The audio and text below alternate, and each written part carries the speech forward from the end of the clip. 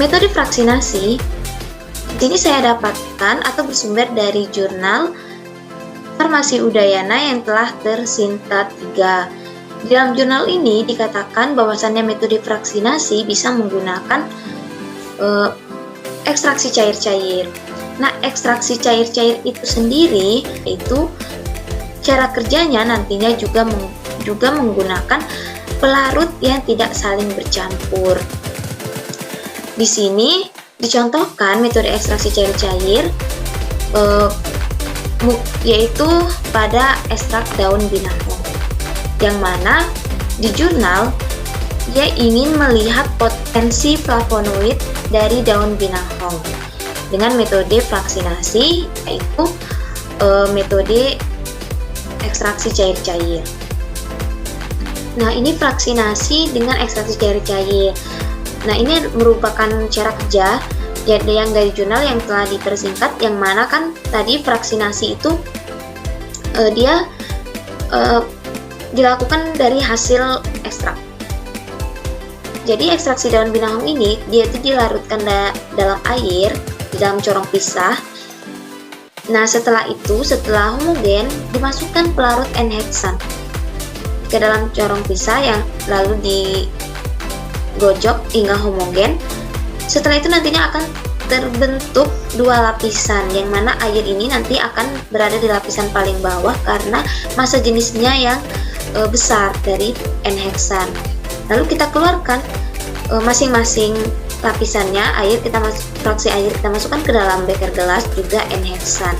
Setelah itu fraksi air tadi kita masukkan kembali ke dalam corong pisah untuk kita tambahkan pelarut klorofom. Setelah itu juga kita pisahkan. Nah, cara kerja ini juga dilakukan terhadap etil asetat, yang kemudian masing-masing fraksi ini dipekatkan dengan vakum rotary evaporator untuk mendapatkan ekstrak kentalnya. Nah, mengapa digunakan 4 pelarut ini? Ya karena flavonoid tadi kan dia ingin melihat potensi flavonoid. Flavonoid kita sudah tahu dia itu semipolar. Namun dalam kondisi ini dia itu ingin memastikan apakah iya atau tidak. Jadi digunakanlah 2 pelarut semipolar, klorofom dan etil asetat untuk melihat presentasi rendemennya nanti. Nah, fraksinasi ini berarti bisa saya katakan sebagai metode yang memudahkan. Mengapa demikian? Nah, pada jurnal tadi dia itu ingin melihat potensi flavonoid dari daun binahong, sehingga dia ingin melihat apakah konsentrasi dari daun binahong itu mengarah kepada senyawa metabolit flavonoid atau tidak. Nah, namun dalam kondisi ketika kita tidak mengetahui tanaman itu mengandung senyawa metabolit apa, nah bisa kita gunakan metode fraksinasi ini dengan ekstraksi cair-cair untuk melihat konsentrasi yang terdapat di dalamnya. Namun dilatar belakangi dengan ekstraksi cair-cair menggunakan corong pisah, karena ini nantinya sebagai media pembantu dalam cara kerja metode fraksinasi. Juga fraksinasi ini tetap melarut berdasarkan dengan kelarutannya, polar dengan nonpolar, polar dengan polar, nonpolar dengan nonpolar.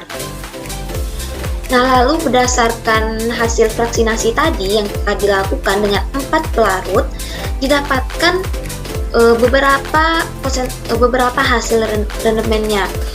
Nah, ada 11,62% itu fraksi N-heksan, klorofom 42,3%, etil asetat 26,10%, dan fraksi air 20,11%.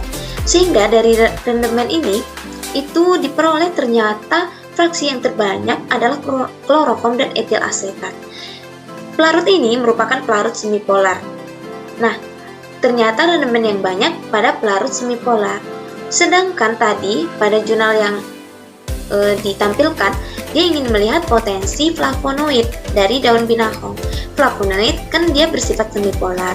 Ternyata benar bahwasannya daun binahong ini dia mengandung senyawa flavonoid yang dapat dijadikan atau dikembangkan sebagai obat nantinya.